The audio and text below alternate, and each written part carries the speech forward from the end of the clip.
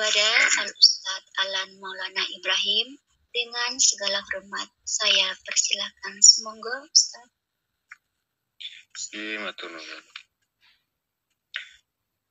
Assalamualaikum warahmatullahi wabarakatuh. Waalaikumsalam warahmatullahi wabarakatuh. Bismillah walhamdulillah wassalatu wassalamu ala rasulillah la nabiyya ba'da la hawla wa la quwwata illa billah amma ba'd. Faqala al-musannif umratul qada lamma ahallu dhul qa'dah minas sanati sabi'ati kharaja rasulu sallallahu alaihi wasallam biman mahu liyaqdu umratahum allati manahumul musyrikuna minha fi sulhil Hudaybiyah. Lamma ahallu dhul qa'dati ing dalem nalikane manjing tanggal sijine Dzul Qa'dah minas sanatis sabiati kang tetep saking taun kang kaping 7 kharajat miyas sapa Rasul sallallahu alaihi wasallam biman kelawan wong mahu kang tetep sertane Rasul. Di tahun ke-7 Nabi dan para sahabat itu keluar metu liyaqdu umratahum. Drepen yen toh ngodoni sapa Rasul wa ashab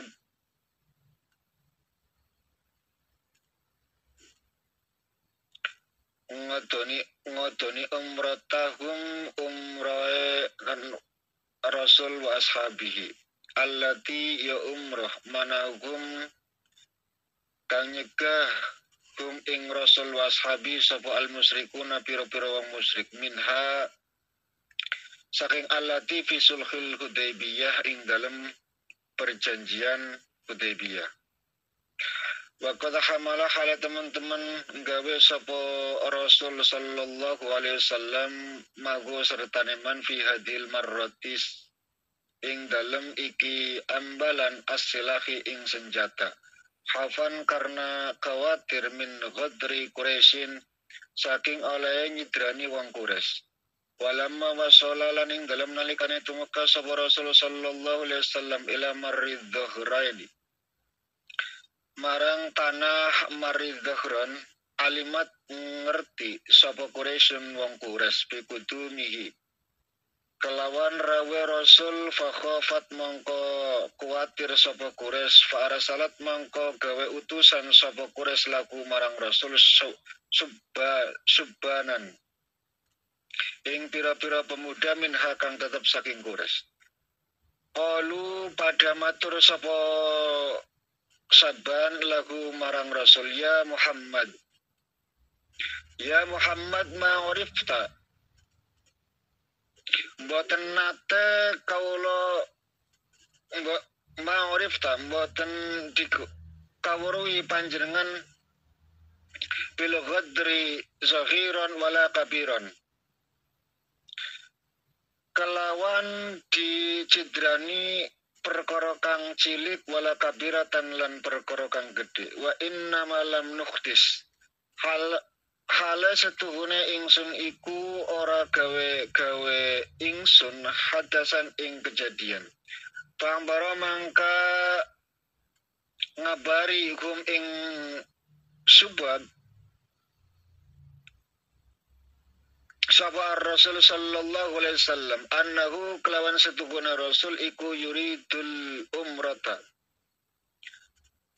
Ngrasake sapa Rasul ing umrah la kita lakum ora merangi Quraisy.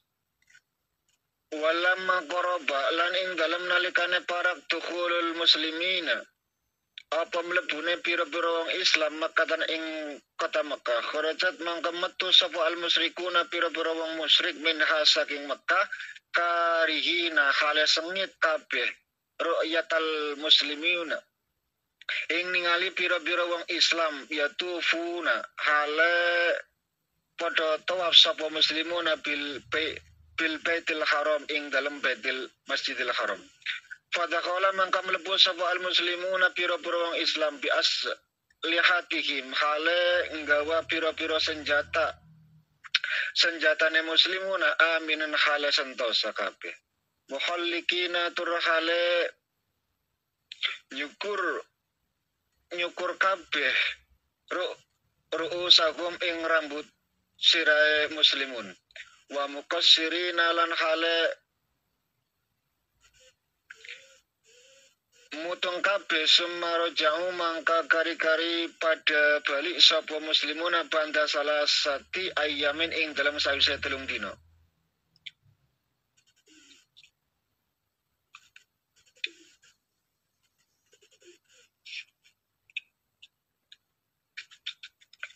As-sanatu saminatu minal hijrati. Ghazawatuha wasaya Rasul sallallahu alaihi wasallam li jaisi mu'tata fathu Makkah. Fi sanati saminati ing dalam tahun kakang 8 hadasa terjadi apa ghazwatu mu'tata apa perang Mu'tah. Wa fathu Makkah lan kebukane kota Mekah wa ghazwatu Hunain lan terjadine perang Hunain. Wa ghazwatu Taif lan perang Taif. Jahasa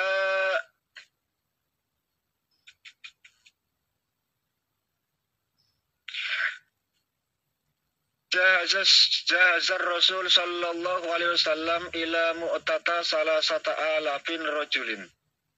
Marang Mu'tah ing 3.000 wong lanang atau tentara likita lihim karena merangi man ing wong qatalahum kang mateni sapa man rasulahu ing utusane Rasul ila Amiril Busra marang ratune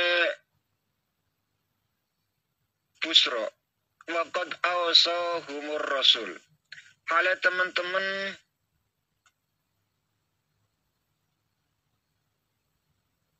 pesen hum ing wong 3.000 sapa ar-Rasul sallallahu alaihi wasallam biwasaya minha kelawan pira-pira pesenan iku setengah saking pesenan satajiduna fiha rijalan fi sawami'i mu'tazilina fala ta'arradu lahum wala taqtulu imra'atan wala saghiran wala kabiran faniyan wala taqta'u sajaran wala taghdimu binaan. Ada perangnya Kanjeng Nabi ketika mau perang tidak boleh wala taqtulu imra'atan wong wadon wala saghiratan anak kecil tidak boleh dibunuh wala kabiran faniyan orang tua renta yang lumpuh wala taqtulu sajaran dan jangan merusak sajarah wit-witan wala taghdimu binaan dan jangan merobohkan tempat ibadah. Falamma wasallal jaishu mu'tatan wajadu jaisan aziman minar Rum. Jadi tahun ke-7 itu tahun ke-8 itu sudah merambah sampai ke tanah Rum. Faqataluhum mangko merangi sapa jais ing Rum hatta kutala Zaid bin Harisah Ra'isul Jaish. Falamma Zaid bin Harisah itu meninggal karena yang dipimpin oleh Zaid bin Harisah, komandannya Zaid bin Harisah gugur fisabilillah. Fakhadar rayata Ja'far bin Abi Thalib. Kemudian kepemimpinan itu diambil oleh Ja'far bin Abi Thalib. Wa qatala hatta qutila yaminuhu fa akhadar rayata bisyayar. Dan kemudian diambil oleh Ja'far bin Abi Thalib. Ternyata tangan kanannya diputus, diambil oleh tangan kiri untuk membawa bendera. Ternyata tangan kirinya pun diputus, faquti'at aidon. Fahata kutila digepit karo pupune bendera kepemimpinan supaya tentara Muslim itu masih kuat, masih bisa semangat karena bendera kepemimpinan itu masih berdiri.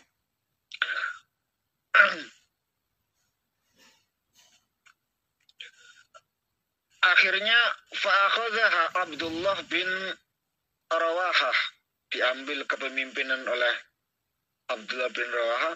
Faqutla aiton, mati lagi. Sudah tiga pemimpin perang mati. Fa'akhadhaha Asy-Syahrul Basilu Khalid bin Walid, kemudian baru diambil oleh Khalid bin Walid. Kita tahu bahwa Khalid bin Walid itu adalah sosok seorang panglima perang yang dulu sebelum Islam yang mengalahkan umat Islam di perang Uhud. Karena memang luar biasa, pikirannya cerdas, terus politiknya juga sangat luar biasa. Sehingga dari diambilnya kepemimpinan Khalid bin Walid ini terselamatkanlah umat Islam, bisa terselamatkan. Lanjutkan, bayangkan bahwa pasukan 3.000 dihadang 15.000. Dipimpin Zaid kapundhut di medan perang, diambil Jabar pun gugur jadi syahid, diambil oleh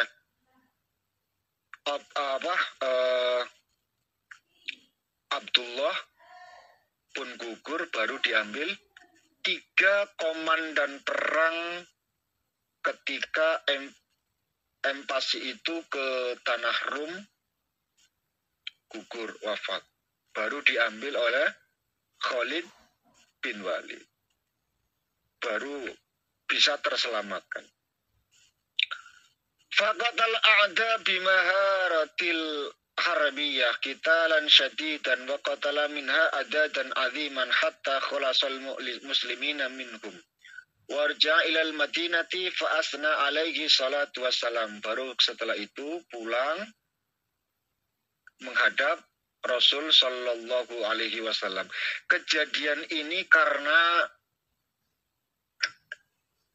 di tahun ke-7 itu ada beberapa kejadian.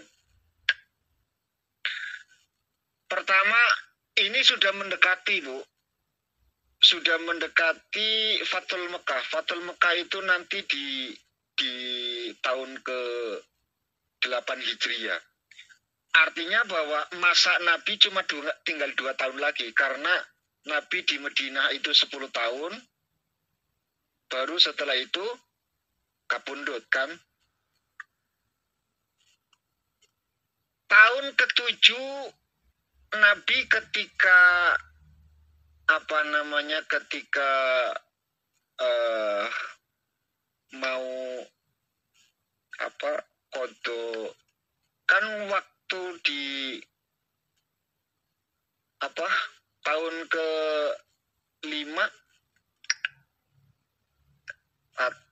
tahun ke-5 menjelang tahun ke-6 itu kan terjadi Sulhul Hudaybiyah. Kita masih ingat pelajaran kemarin bahwa Nabi mengadakan satu perjanjian dengan orang-orang Quraisy, tidak boleh masuk ke tanah Mekah setelah 1-2 tahun kemudian, tidak boleh melakukan ibadah. Di tahun itu juga ketika ada orang musyrik masuk Islam disuruh kembalikan, ketika ada orang Islam kembali ke musyrik harus dibiarkan.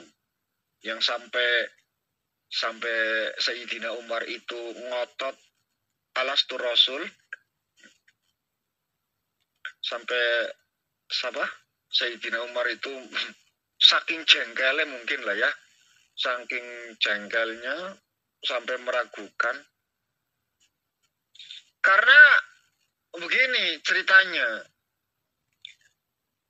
Nabi di tengah jalan itu senyum-senyum.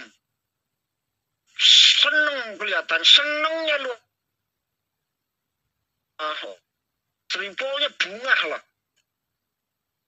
Kan Nabi digapit oleh Umar dan Abu Bakar. Lalu keduanya bertanya, ya Rasul, kok jenengan seneng banget? Ada apa? Kenapa? Dua-duanya bertanya, baik Abu Bakar maupun Umar. Lalu kata Nabi, iya, barusan saya diberikan kabar oleh Allah melalui malaikat Jibril bahwa kita aman. Kita akan. Kan berarti tidak lama kemudian itu akan akan Fathul Mekah gitu loh. Sudah beberapa tahun mereka tidak melakukan umroh, tidak melakukan ibadah haji, yuk kangen bareng ke tanah Mekah. Karena ini adalah perjalanan pertama dengan rombongan mau ibadah umroh, ternyata di tengah perjalanan Nabi mendapatkan kabar dari Allah Subhanahu wa Ta'ala bahwa hajatnya akan hasil. Ternyata di tengah perjalanan, di tanah Hudaybiyah dicegat orang musyrik, dilarang untuk masuk, kan marahnya luar biasa. Tidaklah ada kabar dari Nabi yang disampaikan kecuali itu adalah kebenaran gitu loh. Jadi apapun kabar dari Nabi pasti benar. Tapi kok yang ini enggak gitu loh. Sehingga Umar itu meragukan, jenengan kayak si Rasul apa ora sih? Masih Nabi apa bukan? Kata Nabi, ya masih. Tapi kenapa tadi jenengan mengatakan kita itu akan aman masuk ke Mekah, kita tawaf, kita ibadah? Nabi masih sabar ngadepin santri sing kaya Umar, sing beling-beling ngono kuwi. Mantan preman, bayangkan jenengan. Orang mateni wong ya gatel tangane piye jare. Kata Nabi, ya kan aku orang ngomong saiki, Mar. Tanya ke Abu Bakar, piye menurutmu? Jadi Nabi kayak si Nabi orang apa informasinya kayak keliru. Lah Nabi kan ngomongnya insya Allah. Jadi ya nggak harus tahun inilah. Ya. Sehingga ibadah umroh kan tertunda. Maka di tahun ke-7 Nabi berangkat bersama rombongan dengan membawa senjata, perlengkapan perang. Khawatirnya gitu loh. Khawatirnya bahwa nanti ada pengkhianatan dari kaum Quraisy, kafir Quraisy. Kan perjanjiannya jadi begini. Kenapa Nabi itu pede berangkat? Ya karena memang niatnya umroh gitu loh. Tapi kabar itu didengar oleh kaum kafir Quraisy, ya, musyrik Quraisy, sehingga mereka mengumpulkan pemuda untuk untuk hadir ngadep Kanjeng Nabi. Setelah ngadep Nabi, pemuda-pemuda tersebut mengatakan begini. Ini yang perlu dicatat, Bu. Ini yang perlu dicatat. Catat betul ini. Kita sebagai seorang muslim yang beriman kepada Allah dan Rasulnya, non-muslim saja, musyrik, musuh, benar-benar musuh. Wong sing sengit karo Kanjeng Nabi, enggak seneng blas karo Kanjeng Nabi, pun mengakui, ya, mengakui bahwa para pemuda-pemuda itu pun mengatakan, qalu ya Muhammad, ma'urifta bil ghadri saghiran wala kabiran wa innamal lam nuqtis hadasan. Kami itu tidak pernah melihat sesuatu yang buruk dalam dirimu atau pengkhianatan dalam dirimu, baik perkara kecil maupun perkara besar. Artinya begini, engkau orang yang amanah, engkau orang yang baik, tapi kenapa kok mau mengkhianati perjanjian gitu loh maksudnya. Fa'akhbarakumur Rasul annahu yuridul umrah la qitalakum. Enggak, saya enggak mau merangi kok. Saya cuma mau umrah. Kata Nabi, saya cuma mau umrah. Walamma qarabu tukhulul muslimuna maqata kharajal muslimuna minha karihin. Ru'yatal muslimin yatufuna bil baitil haram. Ketika mereka kaum Quraisy itu mengerti tujuan atau maksud baginda Rasul itu cuma sekedar ingin tawaf, saking sengite, saking ketingnya, saking gak sukanya orang-orang musyrik itu keluar rumah bu, semuanya.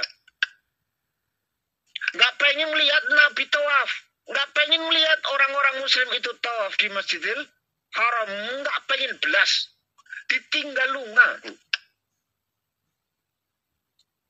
Fadakhalal muslimuna bi aslatihim aminin. Ya, orang-orang muslim masuk dengan lenggang, dengan aman, dengan nyaman, tanpa sedikit gangguan. Wong syirik ya, apa ya?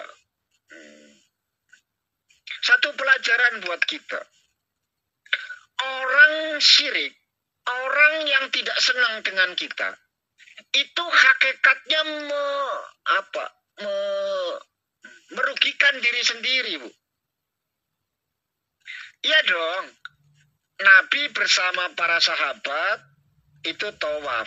Ini saking sengite, orang pengen weruh Kanjeng Nabi, mereka lunga, pergi.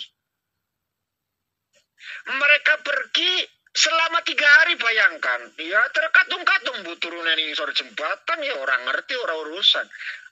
Walhasil bahwa ketidaksenangan itu akan membuat sengsara. Makanya Bu, wong dadi wong sing ikhlasan mawon. Ya, dadi wong sing ikhlas. Uripe mesti nyaman. Hindarkan dari rasa-rasa yang tidak menyamankan diri.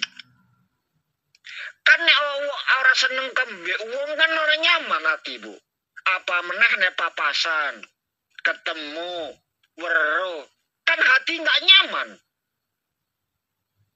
Ini satu penyakit. Walhasil yang mereka dapat cuma satu. Apa itu? Kesengsaraan diri sendiri. Rugi, Bu. Nyapun jenengan ya sengit barang tuh. Perkara dosa wis urusane karo pangeran.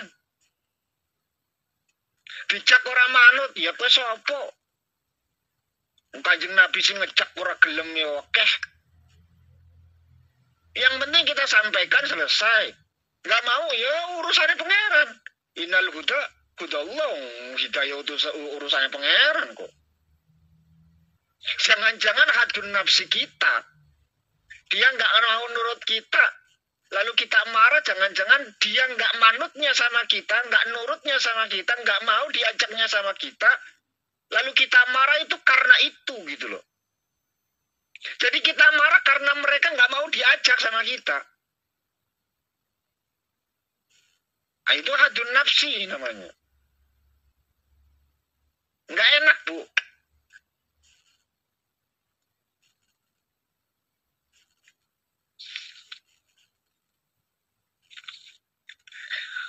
Selesai, pulang. Setelah pulang, Bu, di tahun ke-7 itu, nah, Nabi ini itu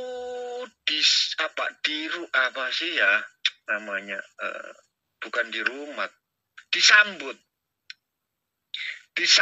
oleh seorang perempuan, ya, disambut oleh seorang perempuan. Nah, perempuan ini ternyata, Bu, perempuan yang akan membahayakan baginda Nabi. ternyata perempuan itu menyuguhkan makanan kambing. Kambing itu sudah diracun, Bu. Sudah diracun. Bahkan ada seorang sahabat yang seketika itu makan langsung mati. Nabi nggak jadi, Bu. Nabi muntahkan lagi. Nabi muntahkan lagi karena mendapatkan kabar dari malaikat Jibril, ya Muhammad, makanan itu ada racunnya. Muntahkan, dimuntahkan. Dan ini nanti pada saat Nabi itu maring, Nabi sakit-sakitan, Nabi mau kapundut, beliau mengatakan, rasa racun itu masih terasa dalam diri saya. 2 tahun berarti, Ibu. Jadi Nabi merasakan sisa-sisa pernah diracuni oleh orang dan rasanya itu masih terbawa.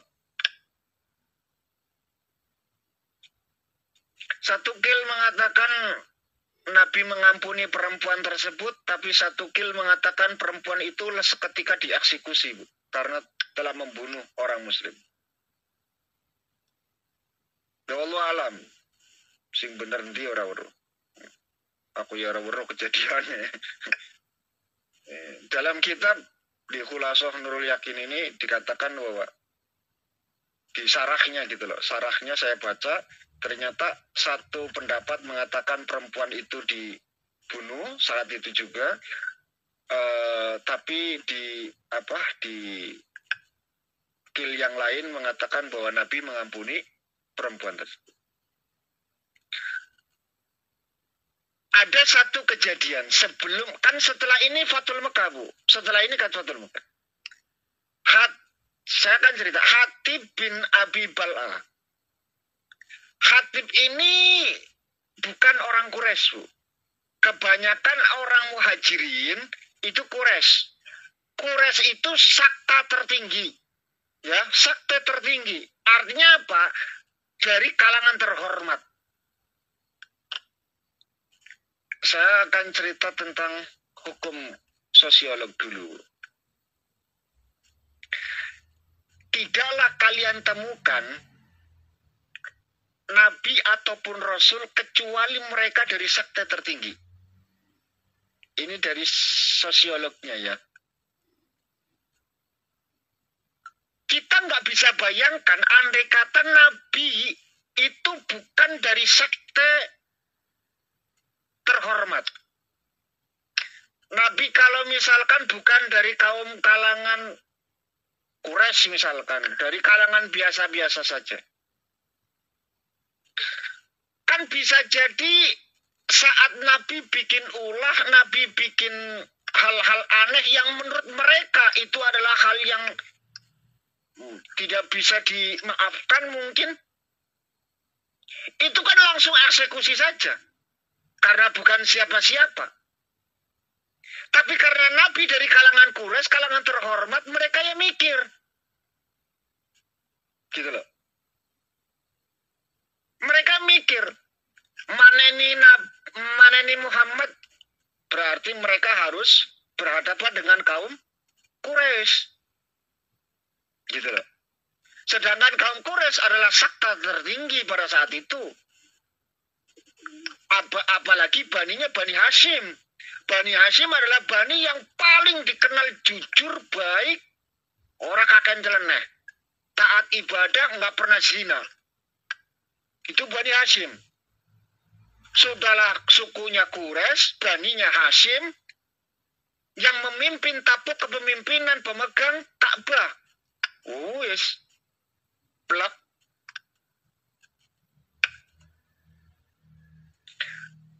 Nah, Hatib bin Abi Bal'ah ini bukan orang Quraisy. Hatib ini adalah sosok seorang yang tahu persis kekuatan Rasul ketika sudah pindah hijrah ke Madinah. Hatib bin Abi Bal'ah ini potensi Fathul Mekah pasti akan terjadi. Nabi pasti akan pulang ke Mekah dengan tentara yang kuat gagah berani dengan kekuatan penuh. Akhirnya Hatib bin Abi Bal'a itu kirim surat tuh. Kirim surat, kirim utusan, kirim mata-mata untuk ke Mekah. Tapi Nabi kan kasar, Bu. Dikasihkan informasi itulah melalui malaikat Jibril, ya Muhammad, ada seseorang yang berkhianat. Ya, ada orang yang berkhianat mau membocorkan tentang kekuatanmu. Sayyidina Ali dicelup. Ali, sini. Siap ya Rasul. Ada apa? Kamu kejar ciri-ciri ini, perempuan ini, dia adalah orangnya Hatib, bawa surat. Rampas suratnya. Dikejar, ketemu, Bu. Sayyidina Ali cerdas luar biasa, gerak-gerik apapun ya dipahami. Haidarullah, julukannya singanya Allah. Dipegang, dibuka, ternyata memang pembocoran, Bu. Sekarang begini, dalam hal militer, membocorkan kekuatan pasukan itu adalah satu yang sangat visual, yang tidak bisa diampuni gitu loh. Hatib dihadapkan. Hatib, benar, kamu itu kirim surat melalui perempuan ini. Iya, betul. Umar wis gregetan, Bu. Umar wis gregetan. Ya Rasulullah, enggak usah wis minta penjelasan apapun. Ini orang sudah membocorkan, sudah khianat. Ini orang sudah fasik. Bunuh saja. Umar dilawan. Kata Nabi, kok saya tahu Umar? Aku harus tahu alasannya itu apa, gitu loh. Koreso Nabi, coba dengan pikir ya Rasul, andaikan ini bocor, mati kita. Mungkin mereka itu berkoalisi dengan seluruh tentara-tentara Romawi, disuruh untuk Habasa, untuk untuk merapat, sehingga saat kita ke sana kita merasa bahwa kecil, tapi ternyata pasukan di sana jauh lebih besar, tewas kita. Rahasia kita sudah dibocorkan. Ini bahaya. Watak orang semacam ini sudah munafik katanya. Marah luar biasa Umar. Nyabut pedang, saya tebas saja pedang lehernya. Kosek Tomar, kata Nabi. Kosek sabar toh. Hatib, dalam Rasul. Nyapa awakmu ge ngono kuwi. Begini ya Rasul. Jenengan aman. Abu Bakar orang Quraisy. Umar orang Quraisy. Hampir semua orang muhajirin itu Quraisy. Artinya apa? Hartanya aman di sana. Mbok-mbok enomnya pun aman di sana. Sekarang begini, sudah menjadi tradisi perang kita. Andaikan kita memenangkan peperangan itu, harta mereka jadi ghanimah, perempuan mereka jadi amat. Saya bukan orang Quraisy.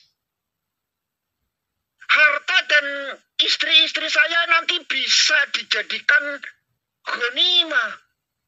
Harta saya bisa jadi rampasan perang, istri-istri saya bilang istri-istri Bu. Karena hampir semua orang Arab saat itu nggak punya istri satu. Semuanya lebih dari 4. Wih, bojone agak-agak. Istri-istri saya bisa jadi amat. Bisa jadi budak. Kalian aman. Umar aman, Abu Bakar aman, karena mereka adalah orang-orang Quraisy, sakta tertinggi. Mereka melindungi harta mereka di sana. banyak kerabat, saudara, teman mereka yang di sana. Lah aku bukan siapa-siapa. Kata Umar ngompor-ngompor itu kan, ini cuma hanya masalah harta loh. Ini cuma masalah harta. Bukan masalah tauhid. Sudah matikan saja. Bunuh saja Hatib itu. Mar, kata Nabi. Kue orang weruh pangeran. Engkau nggak tahu Allah. Aku sing weruh Gusti Allah. Aku wis tau dikabar. Sapa wonge sing melu perang Badar, kabeh polahe apapun polahnya mesti disepuro karo pangeran. Ingat, Hatib bin Abi Bal'a itu adalah salah satu termasuk orang yang ikut perang Badar, Bu. Jaminan dari Allah Subhanahu wa taala turun ayat Quran menjamin kesentosaan yang ikut perang Badar. Bayangkan, yang gugur di medan perang syahid, yang hidup sepola apapun bakal disepuro karo pangeran. Ya kan nggak adil kan, sing yang gugur mati syahid, yang hidup tidak dapat kompensasi, kan nggak adil namanya. Maka demi menunjukkan keadilan Allah Subhanahu wa taala, sampaikan kepada mereka ya Muhammad, orang yang ikut perang Badar yang mati syahid, yang hidup polahnya seperti apa tak ampuni, termasuk Hatib bin Abi Bal'a. Ini dosa yang luar biasa, Bu. Tapi wong pangeran wis nyepuro piye meneh. Sepola apapun baik yang sudah maupun belum dilakukan di sepuro karo pangeran sing ikut perang Badar.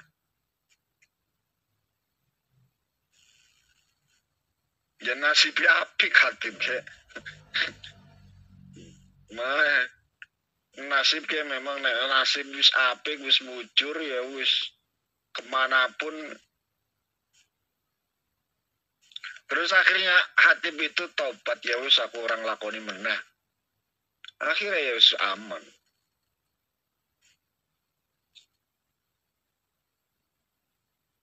Nabi keracunan, sahabat ada yang mati, bocor sebelum Fathul Mekah, Hatib ditahan, diinterogasi, tapi dibela oleh Kanjeng Nabi karena Allah mengampuni. Umar lagi-lagi kalah. Sing gembremet ya memang Umar. Umar ya wis kangen karo mbok enom kok. Sampai-sampai jengkele Umar, Bu. Jengkele Umar. Ini yang kalian perempuan ya. Saya rasa kalian itu ndak pernah puasa dalail ya, Bu ya. Ada yang pernah puasa dalail, Bu? Enggak kan? Enggak ada kan? Apa ada? Enggak ya. Perempuan masalah. Puasa dalail itu sanade ora ke Kanjeng Nabi, Bu. Sanade puasa dalail ke cuma ke Sayyidina Umar. Ya gara-gara Sulhul Hudaybiyah itu. Wis seneng wis seneng arep ngeloni bojo mbok enom tapi ternyata gagal gara-gara Sulhul Hudaybiyah. Akhirnya gembremet sampai aku durung ketemu karo mbok enom ya pan puasa. Akhirnya puasa setahun, Bu. Jadi sanade puasa dalail ke Kanjeng Nabi, ora ke Kanjeng Nabi tapi ke gara-garane kuwi. Makanya puasa dalail ke menjadi kafarat. Ya, menjadi kafarat dosa. Ya masalahnya Umar itu benar-benar rada meragukan kerasulan Nabi, masalah wis. Saking jengkel, kelepasan lah ya, saking marahnya gitu loh, kelepasan sehingga akhirnya ya puasa dalail menjadi kafarat Sajane ya tanpa itu ya tetap diampura. Sayyidina Umar ya ikut perang Badar gitu loh. Sepola apapun tetap di sepuro karo Gusti Allah.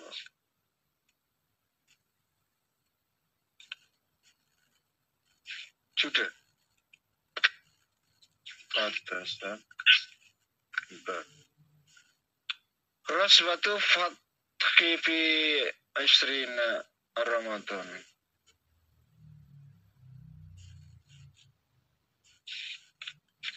Sudah Bu, sudah selesai. Asal saminal hijrah waswatu. Iya. Sudah selesai waswatu fathi fi asrina min Ramadan. Insyaallah besok baru kita bicarakan tentang Fathul Mekahnya. Besok lah ya.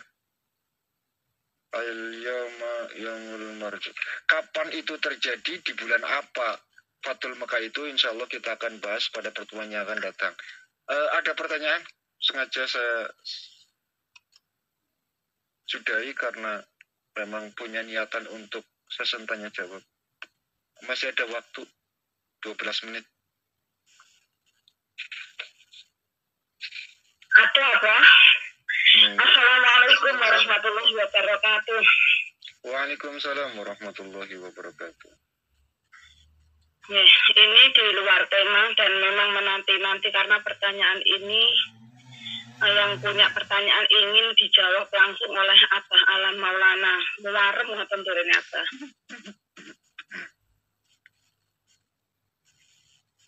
Iwamit jihad yo Allahu Akbar. Barakallah. Pertanyaannya seperti ini Abah. Ada sepasang kekasih yang kemudian sepakat untuk menikah. Nah, dalam pernikahan itu, mas kawin menggunakan uang dari pihak perempuan dengan ikrar dari pihak laki-laki adalah utang. Ya. Pada waktu itu seberat 10 gram emas. Ya. Berjalan pernikahan sampai beberapa tahun, mulus, lancar, tiba-tiba ada badai menerjang, maka jatuhlah talak 1 sebelum mas kawin yang hutang tersebut dilunasi. Kemudian setelah dari talak itu beberapa waktu ditanya sang suami, maksud kamu talak itu gimana? Serius atau enggak seperti itu? Kemudian jawaban dari sang laki-laki itu khilaf, katanya seperti itu Abah. Khilaf gitu saja. Ya sudah, nanti kalau pulang dari Taiwan akan melaksanakan nikah lagi seperti itu. Ya, karena juga sudah lebih dari 3 bulan atau lebih dari 3 kali masa suci, berarti harus nikah dengan akad yang baru. Yang menjadi pertanyaannya, kemudian setelah beberapa lama dinanti, itu kok sang suami itu masih belum juga bisa mengumpulkan uang untuk melunasi yang mas kawin di pernikahan yang pertama itu, Bapak. Kemudian ini mau menikah lagi, sang istri kan kasihan gitu Bapak, memberatkan. Nah, sang istri ingin yang pernikahan pertama itu ya wis mas kawinnya tak ikhlaskan, utangmu tak anggap lunas seperti itu. Nah, nanti di pernikahan yang kedua nanti, rujuk itu nanti, membangun nikah itu lagi, itu mas kawinnya baru lagi seperti itu. Wis sak enek-eneke, sak rupa-rupane uang dari hasil kerja sang calon suami itu. Nah, itu nanti pernikahannya itu bagaimana Bapak? Yang kedua, apakah hutang yang sudah direlakan dan diikhlaskan dianggap lunas itu sudah bisa menggugurkan kewajiban sang suami pada pernikahan pertama dan mengesahkan untuk pernikahan yang kedua? Itu pertanyaannya. Kurang lebihnya mohon maaf. Terima kasih atas jawabannya. Wassalamualaikum warahmatullahi wabarakatuh. Waalaikumsalam warahmatullahi wabarakatuh.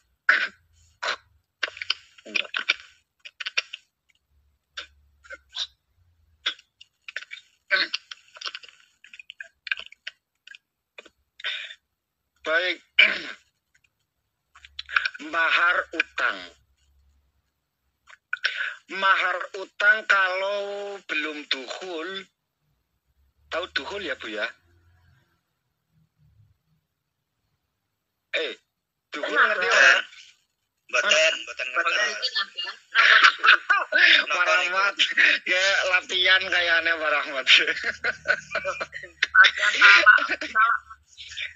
Dukhul itu adalah hubungan intim pertama kali, namanya dukhul. Ya, Malam pertama atau apa? malam pertama itu dukhul namanya. Kalau setelah dukhul kan nanti jima hukumnya, dihukumi jima. Gitu loh. Lara paham, Pak. ilmu baru. Kalau nikah maharnya utang, belum dukhul dibayar separuh Bu, tetap utang separuh. Ada orang nikah utang 10.000, aja 10 gram yang keberatan. Bila 10 gram ini Bu? 10 gram. 10 gram 10 juta loh, sagram 1 juta ya. Larang mentoh waktu ini.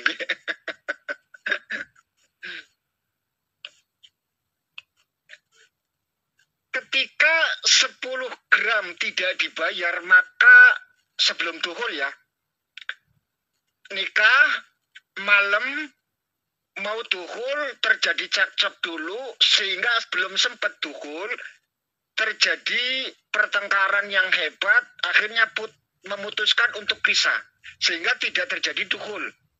Maka wajib dibayar separuh Bu. Tetap esin duwe utang 5 gram. Catat. Ya. Orang urung bayar nih orang rasa kena, makanya malam pertama plus wewes langsung. Ya syukur-syukur aja utang lah, sini-sini wong lanang. Para mata orang usah utang besok ya, nikah. Dan ternyata sudah dukhul, berapa bulan tahun kemudian tidak kuat bayar, maka tetap punya kewajiban bayar full 10 gram. Apa itu mahar? Ini yang harus jenengan paham. Mahar itu adalah biaya untuk calon mempelai perempuan. Mahar itu tidak boleh digunakan siapapun, orang tua, bahkan suami, karena ini hak prerogatif milik sang istri. Kecuali, nah ini pengecualinya. Setiap hukum dalam fikih pasti ada istisna Bu, ada pengecualian. Nikah mahar 10 gram, oke. Setelah itu berjalannya waktu, ekonomi merosot, mahar masih tersimpan. Lalu kata sang istri begini, Mas, itu mahar digunakan saja untuk modal usaha kita. Saya ikhlas, saya rela, saya ridho. Sudah, kita makan bareng. Itu diperbolehkan Bu. Makanya hati-hati yang punya seperangkat alat sholat, termasuk kan seperangkat alat sholat itu kan sajadah Bu. Sajadah yang untuk istri kalian, untuk mahar istri kalian, maka tidak boleh digunakan suami sajadahnya. Haram hukumnya, wong hak istri. Kecuali sang istri sudah memberikan hak, kono pakai. Termasuk membebaskan utang tadi. Karena memang itu haknya gitu loh. Haknya. Ya, layaknya seseorang yang punya hutang ketika sudah diikhlaskan selesai. Dan itu bagian dari amal untuk perempuan itu gitu. Amal untuk perempuan tersebut. Paham ya? Jadi ya nggak apa-apa. Kalau memang sang istri mengatakan, mantan istri mengatakan, wis mas, ora usah disaur, aku ikhlas. Hanya saja bahwa kewajiban seorang mantan suami masih punya kewajiban untuk nyaur. Tapi ketika sing disauri wis ora gelem karena ikhlas, mungkin karena kasihan dan lain sebagainya, maka perjanjian itu batal. Dan itu bagian amal untuk perempuan, gitu loh. Lanangnya orang oleh pahala, Bu. Nggak dapat pahala. Harga diri laki-laki jatuh. Ya, sing jelas. Yang jelas harga diri seorang laki-laki jatuh, gitu loh. Itu pasti. Dan itu adalah satu kebaikan untuk sang istri karena membebaskan, gitu loh. Paham ya? Jadi hukum untuk utang piutang soal mahar itu ketika belum dukul sudah putus, sudah cerai, dibayar separuh. Tapi kalau sudah sampai dukul, walaupun cuma sekali, kudu full bayar. We bayarannya dukul, ngono lho. Paham ya? Adapun setelah itu mau nikah lagi ya terserah. Dan baiknya seorang perempuan, sebaik perempuan, maharnya itu yang gampang. Sebaik-baik perempuan adalah yang maharnya yang gampang. Artinya gampang itu tidak memberatkan sang suami. Duene wesi ya wis wesi ae. Lah sahabat Nabi pernah punya cincin dari apa? Dari besi loh. Ya sudah itu gitu loh. Dan itu kemuliaan untuk seorang istri, tidak menjatuhkan seorang martabat istri, melainkan dia itu tinggi di sisi Allah Subhanahu wa ta'ala karena demi untuk menjalankan syariat agama tidak mempersulit, ngono lho. Kan nikah bagian syiar syariat agama. Ketika seseorang itu memberikan jalan peluang yang baik, tidak memberatkan, itu kan merupakan bagian kemuliaan. Seorang perempuan yang wis saenene lah. Kowe duwene apa? Aku duwene pasti kresek. Ya pasti kresek ya ora apa-apa nggo. Naleni raimu. Maharku pasti kresek. Nah, artinya bahwa seorang perempuan itu mulia di sisi Allah Subhanahu wa ta'ala karena memberikan peluang, memberikan kemudahan untuk menjalankan syariat agama gitu loh maksudnya.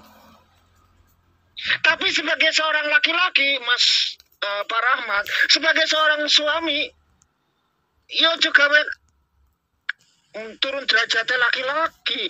Nabi saja yang konon katanya dikenal nggak punya apa-apa, melarat segala macam, maharaya onta sewu kok miliaran saiki.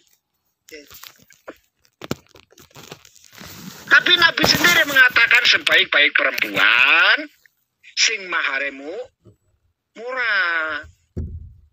Karena Nabi ngukur orang ngukur awake dhewe. Nabi ngukur kemampuane umate, ngono lho. Makanya ada bagian-bagian kesunatan yang tidak bisa dilakukan oleh orang lain dan itu bagian kewajiban yang dilakukan oleh Nabi. Artinya Nabi bisa bebas melakukan itu tapi tidak untuk umatnya. Gitu loh. Ada perilaku Nabi yang tidak patut, tidak bisa, dan tidak boleh dicontoh oleh umatnya. Ya, ada. Kemarin saya sudah cerita, misalkan contoh wusulnya Nabi saat itu langsung membersihkan diri dari hadas dengan tayamum, padahal 100 meter di depan ada air. Hukum fikih kan mati di sini, Bu. Mau Imam Syafi'i mengatakan batal Nabi, ya ora wani wong sing duwe syariat Kanjeng Nabi kok. Tapi Imam Syafi'i menegaskan bahwa yang dinamakan tayamum itu setelah tidak menemukan. Kalau tidak menemukan berarti harus nyari dulu. Nabi orang golet sama sekali. Nah ngono berarti tayamumnya Nabi batal ngono. Ya ora wani. Artinya apa? Ini perilaku Nabi yang tidak patut dicontoh. Tidak boleh. Bahkan kalau dicontoh rusak. Jajal jenengan nyontoh karo Kanjeng Nabi. Tayamum saja. Paling jadi ngene Pak. Banyu alasannya wusul karo pangeran. Wah wusul dukun bat. Wusul mbahmu. Paham ya? Jadi mboten apa-apa. Artinya karena seorang istri sudah membebaskan hutang itu ya sudah. Nggak apa-apa wong. Itu haknya gitu loh. Aku ikhlas Mas. Dasar awamu kerek memang kerek. Tadi tak ikhlas naik lah. Timbangannya 10 juta kelalaran ya sudah aku ikhlaskan saja. Atau kemungkinan kedua jane lanang yang malas tenan. Ya, kemungkinan itu kan ada. Oh, lah sudah dibojone iki. Kan gitu. Sing dadi wong wadon kudu cerewet sithik, Bu. Wadon manut ora dadi, Bu. Ya, sunah wadon cerewet. Nek wadon ora cerewet orang lakoni sunah, Bu. Marena lanange ora semangat kerja masalahnya. Ya. Bawele wong wadon ke rahmaten rumah tangga, Bu. Ora masalah wis tenang. Berarti gelem megawe, Pak nggih. Iya. Lanang turu kono nyebut gawe kono lho. Kan itu sesuatu yang tidak boleh dilakukan sebenarnya kan. Jenengan pernah ngaji kitab Uqudul Jan, pernah ngaji kitab Quratul Uyun, bagaimana hadis-hadis itu melaknat perempuan yang nadanya lebih tinggi ketimbang laki-laki. Oh, Gusti Allah alam semesta nglaknati wong wadon model ngonten kan. Wis tenang mawon nang Gusti Allah ke maha nyepuro. Artinya apa? Bahwa ada semangat untuk seorang laki-laki penanggung jawab rumah tangga untuk memberikan nafkah, mencari nafkah gitu loh. Piye-piye kesalahan yang semacam ini, Bu. Kesalahan ini kan kesalahan yang luar biasa. Tapi kesalahan yang semacam ini bakal disepuro karo pangeran. Marga gawe semangate wong lanang nyambut gawe ngono lho. Kecuali kesalahannya wong wadon selingkuh wis ora bisa ditoler kowe mah. Tapi nek cerewete karo wong lanang ben supaya nyambut gawene semangat, tanggung jawab anak bojo ora masalah. Malah sunahe wong wadon kudu sing cerewet. Paham ya? Tampun ya? Sudah ya? Waktunya sudah jam 7 lebih. Baik, itu saja yang bisa saya sampaikan. A'udzubillahi minasyaitonirrajim. Bismillahirrahmanirrahim. Allahumma sholli ala sayyidina habibina syafiina karimad dhukhrina maulana Muhammad wa sallim wa radhiyallahu tabaraka ta'ala kulli sahabati rasulillah jami'an alhamdulillahi rabbil alamin wal 'aqibatu lil muttaqin wassalatu wassalamu ala rasulina Muhammadin wa alihi wa sahbihi ajmain. Allahumma nadim ahwalana wa ahsin ahwalana wa khallisna min alamil faqri wal dhulli wa asinna min al bala wal waba wat ta'un wa min syurril anda wasyayatin wan nafsil ammarati bisu. Allahumma yasir lana al intidam fi jamil umuri dunyawiyyah wa diniyah wa hasin muradana bil khair. Allahumma ba'idna min asyri wal isyan. Allahumma inna na'udzubika min juhdil bala wa tarkis syaqa wa su'il qada wa samatatil a'da. Ya muhawwilal hawli wal ahwal hawwil halana ila ahsani hal. Allahumma ya qasirun nawal wa ya khaliqa jamil af'al wa fiqna liniyatil khair bi jamil aqwal wal ahwal. Allahumma sallimna wa sallim dinana wa la taslib waqtanna san imanana wa la tusallid alaina man la yakhafak wa la yarhauna wa rizqna khairad dunya wal akhirah innaka ala kulli syai'in qadir. Rabbana hab lana min azwajina wa dhurriyyatina qurrata a'yun waj'alna lil muttaqina imama. Rabbana atina fid dunya hasanah wa fil akhirati hasanah wa qina adzabannar. Wa sallallahu ala sayyidina Muhammadin wa ala alihi wa sahbihi wasallam. Subhana rabbika rabbil izzati amma yasifun wa salamun alal mursalin walhamdulillahi rabbil alamin. Bihaqqil Fatihah. A'udzubillahi minasyaitonir rajim. Bismillahirrahmanirrahim.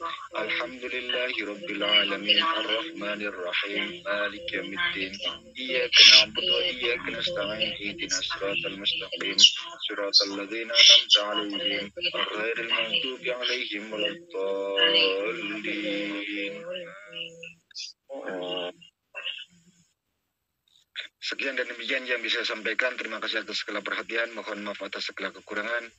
Subhanakallahumma bihamdika asyhadu an la ilaha illa anta astaghfiruka wa atubu ilaik. Akhiru da'wana walhamdulillahi rabbil alamin. Wassalamualaikum warahmatullahi wabarakatuh. Waalaikumsalam warahmatullahi wabarakatuh.